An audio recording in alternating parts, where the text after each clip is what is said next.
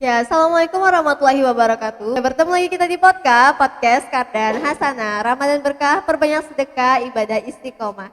Nah, hari ini saya bersama dengan salah satu tenaga kependidikan di SMP IT Kordon Hasanah.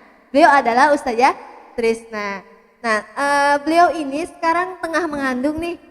Jadi beliau membawakan sebuah tema yang berkaitan dengan kehamilan, yaitu tips berpuasa bagi ibu hamil.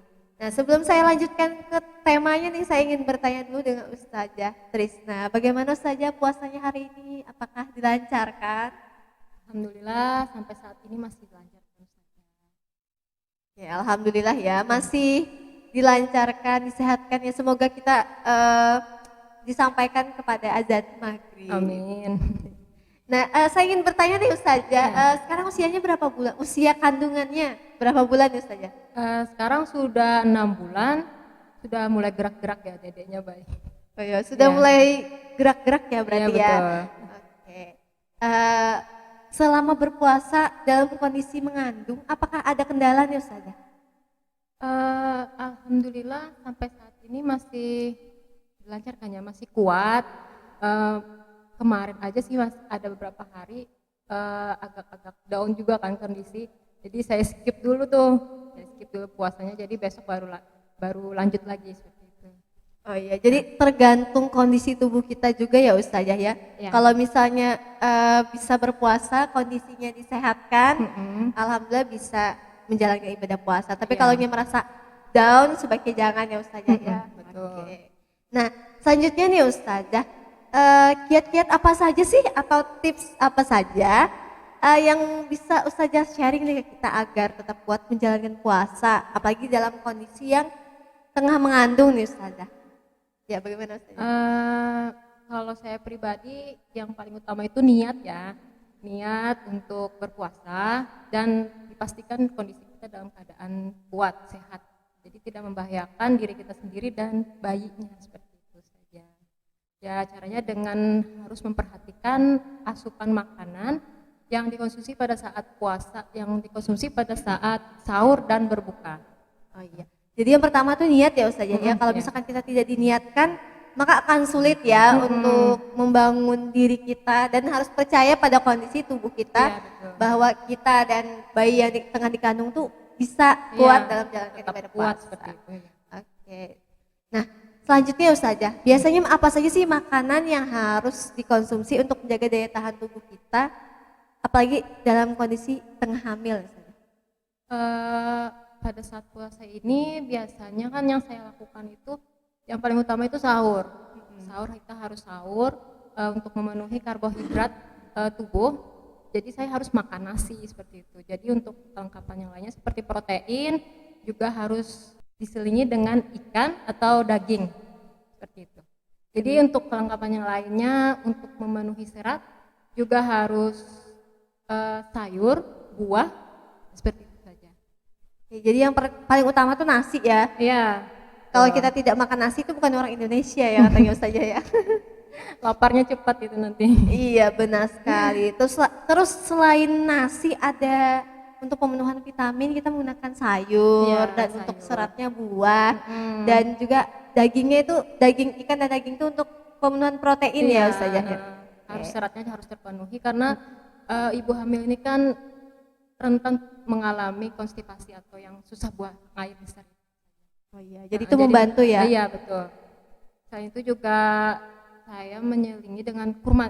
Kurma itu harus setiap berbuka puasa paling tidak minimal 3 lah. Juga dijadikan cemilan sih biasanya kurma. Jadi saat sahur juga biasanya saya juga makan kurma. Oh iya. Jadi tidak hanya untuk berbuka ya, kurma itu bisa digunakan untuk memenuhi gula-gula yang hilang di tubuh kita selama berpuasa. Bisa juga dijadikan cemilan, bagus ya, itu bagus Ustazah. Nah selanjutnya nih Ustazah, untuk itu kan kurma, asupan gula ya. Bagaimana dengan air putihnya Ustazah? Apakah lebih banyak gulanya yang dibutuhkan tubuh selama hamil ataukah ya harus air seimbang putih? ya seharusnya kan. Ya seimbang. Jadi juga air putihnya juga harus diperbanyak supaya kita tidak dehidrasi. Selain itu juga saya konsumsi susu ibu hamil sebagai tambahan sumber energi untuk perkembangan janin juga baik kan, untuk perkembangan janin dan kondisi tubuh ibunya juga. Itu saja. Oh iya, jadi kita harus pandai-pandai mengatur apa yang kita konsumsi ya. Iya betul, kita atur aja jedanya kan, misalnya beberapa jam nanti konsumsi susu atau nanti konsumsi vitamin dari dokter atau bidan seperti itu. Oh iya. Jadi jangan sampai kita melewatkan apa-apa ya yang harus kita konsumsi. Iya betul. Agar tubuh kita tuh tidak terhidrasi, tidak juga kekurangan cairan gula dan apa segala macam. Iya. Oke. Nah selanjutnya Ustazah, adakah nih makanan-makanan yang harus dihindari agar tidak menjadi kendala dalam berpuasa? Tentu saja ada Ustazah. Biasanya kan kalau misalnya kita tidak hamil, pengennya yang es-es, yang manis-manis seperti itu kan. Jadi saat hamil ini saya sangat mengurangi makanan yang manis dan minuman yang es-es. Biasanya diganti sama air putih hangat aja saat berbuka seperti itu. Jadi selama hamil jarang ya Ustazah, bukan jarang lagi tapi dihindari ya untuk es-es, lebih ke air putih, teh hangat. Iya betul, yang hangat. Apalagi makanan pedas itu harus dihindari ya. Yang pedas juga saya hindari. Karena selain takutnya mengganggu janin dalam kandungan, itu juga menyebabkan asam lambung ya naik ya saja.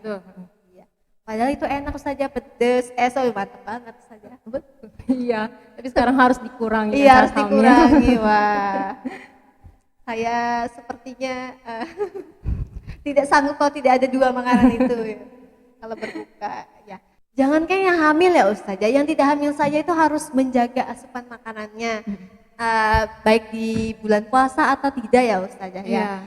Nah dengan kita menjaga asupan makanan yang ada di dalam tubuh, yang masuk ke dalam tubuh kita, otomatis kita juga ini ya, bukan hanya untuk diri kita sendiri tapi untuk janin dalam kandungan kita. Betul. Ya, apalagi yang untuk orang hamil ya seperti itu. Nah kemudian selama berpuasa ini kan tentunya masih beraktivitas dengan normal kan ya, masih kerja atau melakukan pekerjaan rumah lainnya. Otomatis dengan kita memperhatikan asupan-asupan itu ini ya memberikan tenaga ekstra ibaratnya. Nah, ya alhamdulillah pekerjaan masih normal untuk dilakukan ya. Tapi kita harus bisa untuk mengontrol diri dan istirahat juga jangan diabaikan, jadi harus bisa ngatur istirahatnya seperti itu agar kita tidak kecapean. Oh iya. Jadi jangan memporsir tenaga ya kalaunya puasa ini. Tapi biasanya kita kan ada yang disebutkan kalau walaupun kita berpuasa kita harus tetap produktif. Ya. Jangan sementang kita berpuasa tapi leha-leha tidur atau mengabaikan pekerjaan, sebaiknya jangan seperti itu ya. Iya. Ya. Selain harus tetap semangat.